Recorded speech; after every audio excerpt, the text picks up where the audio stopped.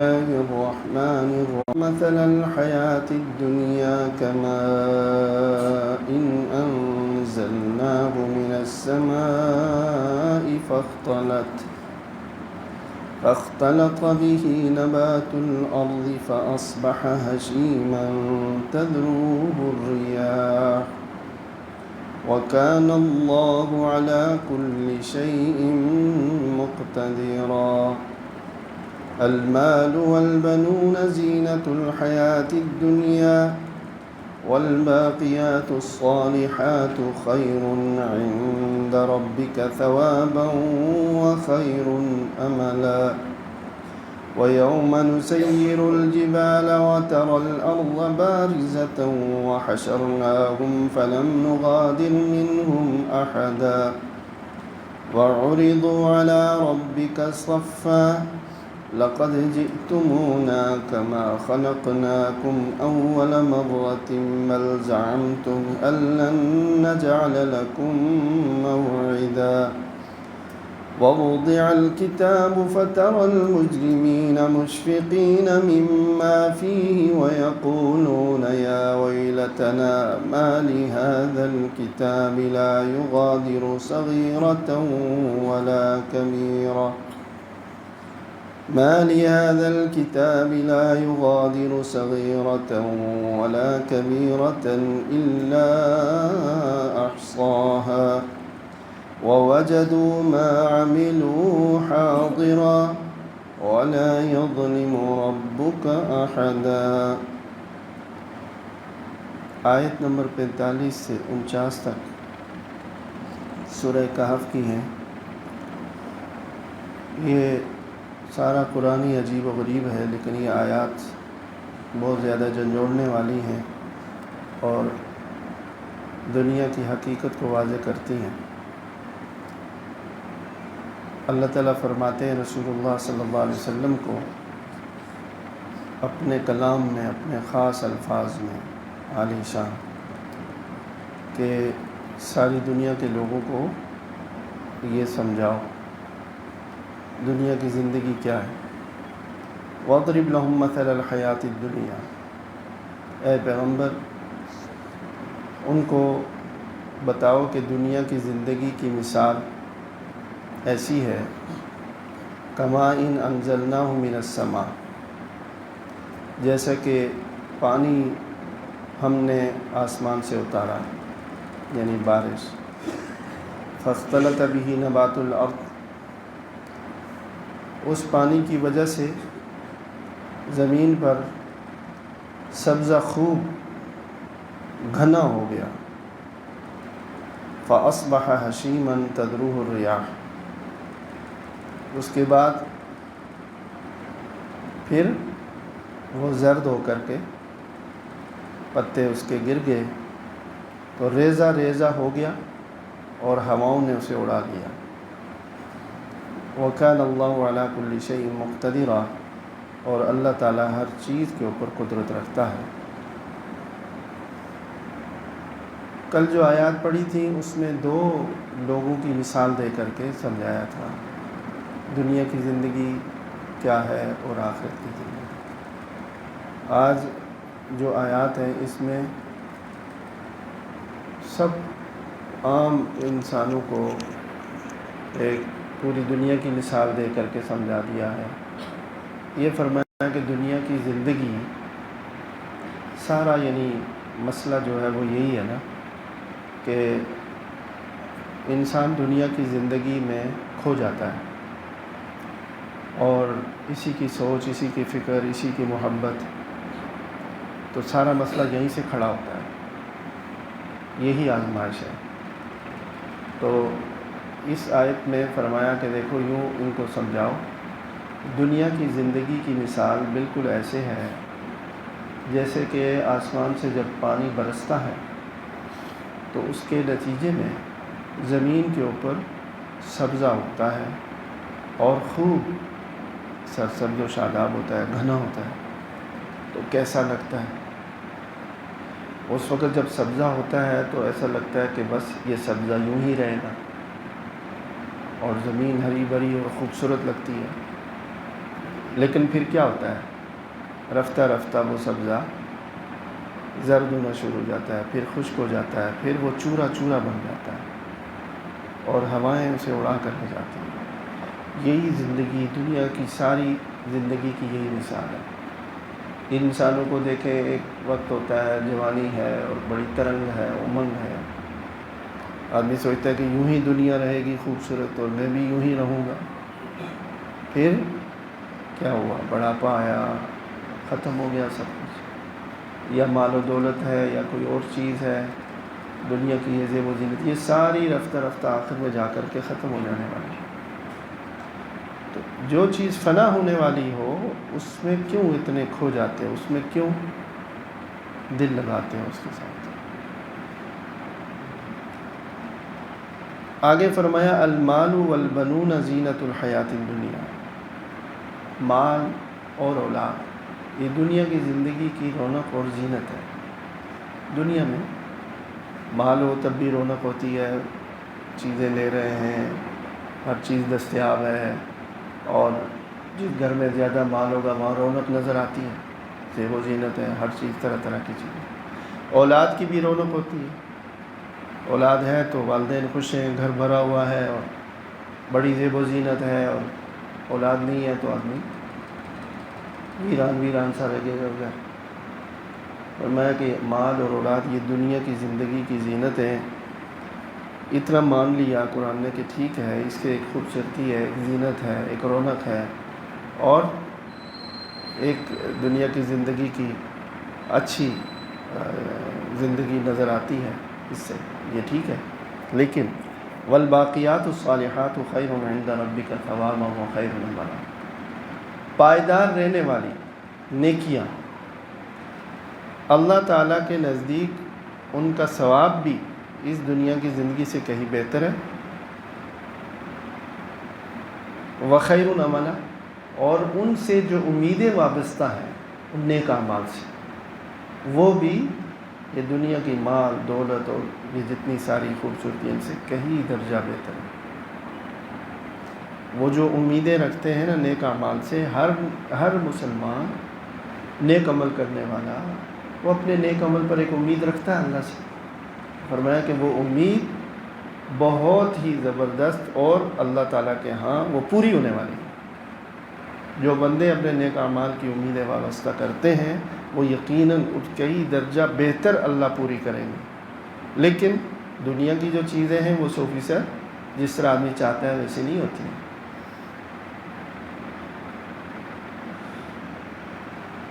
پائیدار نیکیاں، باقی رہنے والی نیکیاں ثواب کے اعتبار سے بھی کئی زیادہ بہتر ہے۔ والباقیات الصالحات خیر عند ربک ثوابا، پائیدار نیکیاں، باقی رہنے والی نیکیاں تمہارے رب کے نزدیک ثواب کے اعتبار سے بھی بدلے کے اعتبار سے بھی کہیں زیادہ بہتر ہیں۔ ظاہر ہے یہ اللہ تعالیٰ ہی ہمیں بتا سکتے ہیں نا، وہ بدلہ تو وہ ثواب ہم نے نہیں دیکھا ہوا، تو وہ بتا رہے ہیں کہ بھائی وہ بہتر ہے تمہارے لیے۔ وخیر عملا، اور جو امیدیں وابستہ کرتے ہو ان سے وہ بھی کہیں زیادہ بہتر ہیں دنیا کی چیزوں سے امیدیں وابستہ کرنے کے بجائے۔ نیک اعمال سے تم جو امیدیں وابستہ کرتے ہو بہت ہی اس سے بھی زیادہ، تمہاری سوچ سے بھی زیادہ اگر تم سوچو اور امیدیں آرزویں باندھو، اس سے بھی بہتر اللہ بدلا دے گا۔ دنیا میں یہ نہیں ہے، آخرت کے بارے میں یہ ہے کہ آخرت میں ہم جو چیز سمجھتے ہیں کہ ہمیں یہ مل جائے، اللہ اس سے کئی درجہ بہتر دیں گے، یہ وعدہ ہے۔ دنیا کے بارے میں دعا مانگے اللہ سے، تو دعا مانگنا عبادت ہے اور نقصان کچھ نہیں ہے، ہر حال میں دعا مانگنی چاہیے، لیکن ضروری نہیں کہ جو چیز مانگ رہا آدمی وہ مل جائے، اور اگر وہ ملے تو ویسی ہی ملے، جتنی مقدار میں مانگتا ہے اتنی ہی ملے، یہ کوئی ضروری نہیں۔ لیکن آخرت کی کوئی آدمی دعا مانگتا ہے تو حدیث میں آتا ہے کہ جتنی وہ مانگتا ہے اس سے کئی بڑھ کر اللہ پوری کریں گے۔ آخرت کے بارے میں یہ ہے۔ تو جو پائیدار نیکیاں ہیں، باقی رہنے والی نیکیاں، یہ کیا ہے پائیدار نیکیاں؟ والباقیات الصالحات۔ ایک حدیث میں نبی کریم صلی اللہ علیہ وسلم نے فرمایا سبحان اللہ والحمد للہ ولا الہ الا اللہ واللہ اکبر، یہ باقیات الصالحات ہیں۔ اس آیت کی تفسیر میں خود رسول اللہ صلی اللہ علیہ وسلم نے فرمایا یہ ہے باقیات الصالحات. سبحان اللہ تیسرا کلمہ سبحان اللہ والحمد للہ ولا الہ الا اللہ واللہ اکبر. الباقیات الصالحات، یہ باقیات الصالحات ہیں. یعنی ان کو پڑھنا، آدمی ان کا ذکر کرتا رہے تو یہ ایسی کوئی چیز ہے، ایسا ذکر ہے کہ اس کو قرآن میں باقیات الصالحات کہا. تو مطلب اور نیکیوں کو چھوڑ دیں تو 2 منٹ کے لیے اگر کوئی اسی کا وظیفہ کرتا ہے تو ساری دنیا سے بہتر اس کو فائدہ ہے. چنانچہ بالکل ویسی ہی ایک اور حدیث ہے جس میں رسول اللہ صلی اللہ علیہ وسلم نے فرمایا کہ سبحان اللہ والحمد للہ ولا الہ الا اللہ واللہ اکبر ان ساری چیزوں سے بہتر ہے جس پر سورج طلوع ہوتا ہے، یعنی اس کائنات کی ساری چیزوں سے. تو یعنی اتنا چھوٹا سا ذکر ہے لیکن آخرت کے لحاظ سے اتنا عظیم الشان ہے، ساری دنیا کی نعمتوں سے بہتر ہے. تو آدمی کو شوق کرنا بھی ہے تو یہ کرے. فالباقیات الصالحات. حضرت ابن عباس رضی اللہ تعالیٰ عنہما سے اس آیت کی 2 تفسیریں ہیں. ایک تو انہوں نے فرمایا کہ 5 نمازیں بھی باقیات الصالحات میں ہیں اور ہر نیکی باقیات الصالحات. حضرت ابن عباس رضی اللہ عنہ جہاں تک رہی یہ حدیث سبحان فرمایا وہ بھی شامل ہے، وہ بھی شامل، چونکہ ہر نیکی آ گئی. البتہ یہ کہ سبحان اللہ والحمد للہ ولا الہ الا اللہ واللہ اکبر کا جو ذکر ہے وہ افضل ہے باقی ذکروں سے، اس کی اور خصوصیت ہے. لیکن ہر نیکی باقی رہنے والی ہے، جو اخلاص پر اور سنت کے مطابق ہوگی وہ ناپائیدار نہیں ہے. تو نیک اعمال فرمایا کہ یہ ہیں باقی رہنے والے اور ان کا ثواب اللہ کے ہاں کہیں زیادہ بہتر ہے. اور ان سے جو تم لوگ امیدیں وابستہ کرتے ہو وہ امیدیں اللہ کے نزدیک اس سے بھی کہیں زیادہ بہتر ہیں. یعنی تمہاری امیدوں سے بڑھ کر اللہ تعالیٰ دیں گے. تو بے شک اپنے اعمال سے امیدیں وابستہ رکھیں، اللہ سے اچھی امید رکھیں. وَيَوْمَ نُسَيِّرُ الْجِبَالَ وَتَرَى الْأَرْضَ بَارِزَةً، اس دن کو یاد رکھو، ذہن میں رکھو جس دن ہم پہاڑوں کو چلائیں گے اور زمین بالکل کھلا میدان ہو جائے گی. قرآن کریم میں پہاڑوں کے بارے میں کچھ صورتوں میں یہ لفظ آیا ہے کہ ہم پہاڑوں کو چلائیں گے، اور کچھ صورتوں میں آیات میں یہ بھی آیا کہ پہاڑ ریزہ ریزہ ہو جائیں گے، کوٹ پیس دیے جائیں گے. وَبُسَّتِ الْجِبَالُ بَسًّا، سورہ واقعہ میں کوٹ کر کے ان کو پیس کر کے بالکل پاؤڈر بنا دیا. اب ہوگا یہ کہ یہاں آیا کہ پہاڑوں کو چلایا جائے گا، بہت سی آیات. تو اس کی ترتیب یہ کہ آغاز تو چلانے سے ہوگا. جب قیامت کا زلزلہ برپا ہوگا تو پہاڑ چلنا شروع ہو جائیں گے اور ان کی رفتار تیز ہونا شروع ہو جائے گی، ہوتے ہوتے ہوتے ہوتے ہوتے ہوتے ہوتے وہ سورہ قاریہ میں ہے، کالعہن المنفوش، پڑھے آئے. وَتَكُونُ الْجِبَالُ، پہاڑ دھنکی ہوئی روئی کی طرح، جس روئی کو وہ دھنکا جائے نا تو چھوٹے چھوٹے ریزے سے اڑ رہے ہوتا ہے، تو کہتے ہیں پہاڑ اس طرح دھنکی ہوئی روئی کی طرح نظر آئے. یہ آغاز کے بعد درمیانی مدت ہے جس میں اس کے بعد پھر وَبُسَّتِ الْجِبَالُ بُسًّا، یعنی پھرتے پھرتے پھرتے پھرتے پھر ایسے ہو جائیں گے جیسے کہ گرینڈر لگا ہوا ہے. پہاڑ، چٹانیں، پتھر، درخت، ہر چیز پیس دی جائے گی اور پھر زمین بالکل ایک چٹیل میدان میں گولائی بھی ختم ہو جائے گی. زمین کی گولائی ختم بلکہ چپٹی ہو جائے گی. میں اس دن کو یاد رکھو، ذہن میں رکھا کرو. 4 روزہ 4 دن کی زندگی ہے.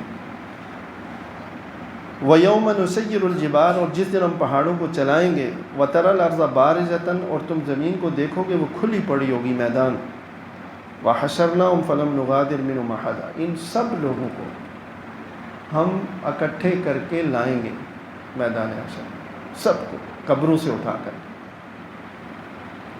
فَلَمْ نُغَادِرْ مِنْهُمْ أَحَدًا، کسی کو چھوڑیں گے نہیں، کوئی بھی ایسا نہیں ہے کہ جو ہمارے سامنے جمع ہونے سے بچ جائے.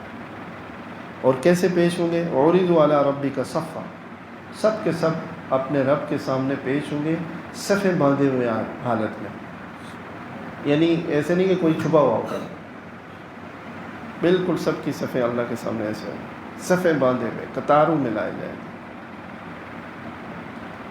اور اس وقت اللہ تعالیٰ ان سے کہیں گے ہم سب سے لقد جئتمونا کما خلقناکم اول مرہ، آخر تم میرے پاس اس طرح آ ہی گئی جیسے میں نے تم کو پہلی دفعہ پیدا کیا تھا۔ کیا مطلب؟ خالی ہاتھ، خالی بدن، خالی پاؤں، خالی سر۔ جب پیدا ہوئے تھے نا اسی طرح آئے تھے دنیا میں، آج جب دوبارہ قبروں سے اٹھائے گئے اسی طرح آئے۔ تو آج یہ آیت کیوں بتائی؟ آج یہ آیت اس لیے بتا رہے ہیں کہ جن لوگوں کو مرنے کے بعد دوبارہ پیدا ہونے میں شک ہو رہا ہے، یقین نہیں آ رہا، تو ان کو بتاتے ہیں ہم کہ یہ اس وقت ہم کہیں گے کہ جیسے ہم نے تم کو پہلی دفعہ پیدا کیا تھا، تو دنیا والے جو دنیا میں پیدا ہوئے ہیں اتنا تو مانتے ہیں کہ پیدا ہوئے ہیں، تو پہلی دفعہ پیدا جس اللہ نے کیا جس طرح کیا تو وہ دوبارہ بھی پیدا کرے گا۔ پہلی دفعہ پیدا اگر ممکن ہے تو دوسری دفعہ پیدا ہونا کیوں ممکن ہے؟ تو اللہ کہیں گے، اللہ تعالیٰ فرماتے ہیں کہ میں کہوں گا تم سے کہ آخر تم میرے پاس اس طرح آ ہی گئے جیسے میں نے تم کو پہلی دفعہ پیدا کیا تھا، دوبارہ یہ زمین سے پیدا ہوں گے ہم سب۔ حضرت عائشہ رضی اللہ تعالیٰ عنہ کی روایت ہے، رسول اللہ صلی اللہ علیہ وسلم نے فرمایا کہ سب لوگ زمین سے اگیں گے جیسے کہ گھاس اگتا ہے، اور بغیر کپڑے کے، بدن پر کوئی کپڑا نہیں ہوگا، ظاہر ہے کفن گل کر ختم ہو جاتا ہے، سب کی آنکھیں اوپر آسمان کی طرف لگی۔ حضرت عائشہ نے پوچھا یا رسول اللہ، سب کے بدن ننگے ہوں گے تو شرم نہیں آئے گی، ایک دوسرے پر نظر پڑے گی؟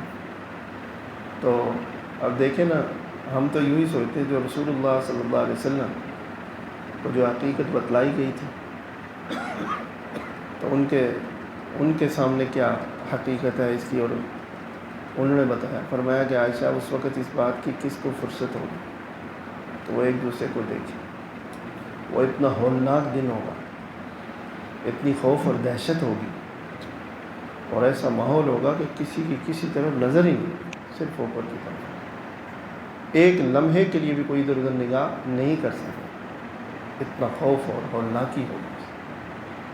آپ دنیا کا سوچتے ہو کہ ایسی بس کھڑے ہو گئے تو سارے ننگے ادھر ادھر دو، یہ تو اس وقت آدمی دیکھتا ہے جب بے فکری ہو، کوئی پریشانی نہ ہو۔ آپ دیکھیں سامنے کسی کا بچہ گرنے لگ جائے، 10 بات ایک دم نظر لگ جائے، ایک جو خوف سوار ہوا نا پریشانی، تو وہاں تو اپنی پڑی ہوگی کیا ہونے والا ہے، کیا حکم آنے والا ہے۔ اس طرح دوبارہ فرمایا کہ پیدا کیے جائیں گے، اللہ کے سامنے حاضر ہوں گے، کوئی پیچھے رہے گا نہیں۔ بل زعمتم ان لن نجعل لکم موعدا، اللہ تعالیٰ فرماتے ہیں کہ تمہارا تو دعویٰ یہ تھا کہ تمہیں دوبارہ پیدا کرنے کا کوئی وقت مقرر نہیں ہے۔ یہ اس وقت کہیں گے اللہ تعالیٰ کہ آج دیکھو میں تمہیں پیدا کیا کہ نہیں۔ اور پھر اگلا ایک منظر بیان فرماتے ہیں، ووضع الکتاب، اعمال نامے رکھ دیے جائیں گے، ایک کتاب لا کر رکھی جائے گی۔ اب اس کی کیفیت کیا ہوگی یہ تو وہیں پتہ چلے گا، اگر یہ کہ اعمال نامے آئیں گے سامنے۔ وَتَرَى الْمُجْرِمِينَ مُشْفِقِينَ فِيهِ مِمَّا فِيهِ، مجرم لوگوں کو تم دیکھو گے اے مخاطب، اے پیغمبر، مجرم لوگوں کو دیکھو گے کہ وہ خوفزدہ ہوں گے اس کتاب میں جو کچھ لکھا ہوا ہے اس کی وجہ سے۔ اللہ تعالیٰ ہمیں مجرموں کے سب سے نکال لے اپنے فضل سے۔ وَيَقُولُونَ، اور وہ مجرم لوگ اس وقت کہیں گے، پھر یاد کریں گے، یا ویلتنا، اے ہماری بربادی، یا ویلتنا، اے ہماری بربادی، ما لی ھذا الکتاب لا یغادر صغیرۃ ولا کبیرۃ الا احصاھا، یہ عجیب و غریب کتاب ہے، عجیب تحریر ہے کہ اس میں ہمارا کوئی چھوٹا یا بڑا عمل ایسا نہیں ہے یا گناہ جو اس میں لکھا نہ گیا ہو، جو اس میں محفوظ نہ ہوا، کوئی چیز نہیں چھوڑی۔ ایسا لگتا ہے کہ کوئی ایسا سسٹم ہو کہ لمحوں میں لوگوں کے سامنے پوری چیز آ جائے گی، لمحوں میں ایک ایسے دیکھ لیں گے کہ سب کچھ ہے۔ وَوَجَدُوا مَا عَمِلُوا حَاضِرًا، جو کچھ عمل کیا ہوگا دنیا میں موجود پائیں گے اپنے سامنے سب. اس کا ایک مطلب تو یہ ہے کہ یعنی وہ لکھا ہوا موجود پائیں گے، لیکن زیادہ صحیح بات یہ ہے جو مفسرین محققین نے فرمایا کہ وہاں اعمال باقاعدہ جسمانی شکل میں آئیں گے. جس نے جو عمل کیا وہ اس کو موجود پائے گا، یعنی آنکھوں سے دیکھے گا، اعمال کو دیکھے گا. اگر نیک اعمال ہیں وہ پتہ نہیں کن کن نعمتوں کی شکل میں ہوں گے، برے اعمال ہیں وہ عذاب کی شکل میں، کوئی سانپ ہے، بچھو ہے، آگ ہے، پتہ نہیں کیا کیا ہے، یہ اس کو نظر آئیں گے. یہ ہے تمہارا عمل، یہ فلاں عمل، یہ فلاں عمل، یہ فلاں عمل، یہ فلاں عمل.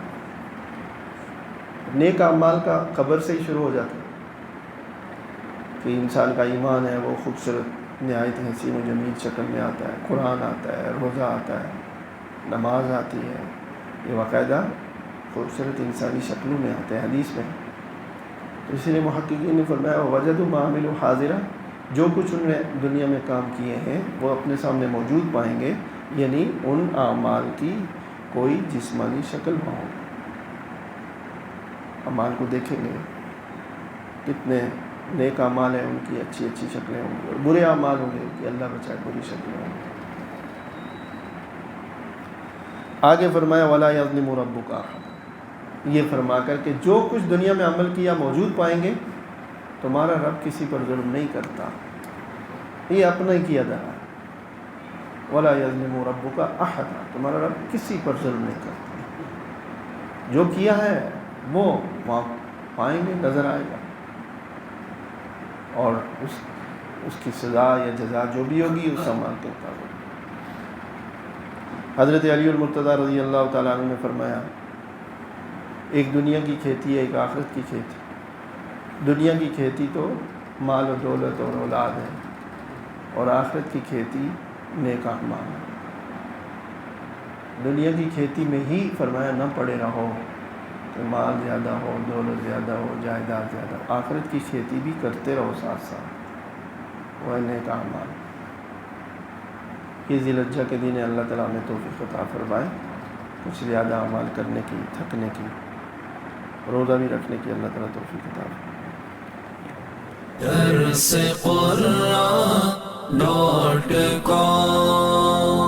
www.darsequran.com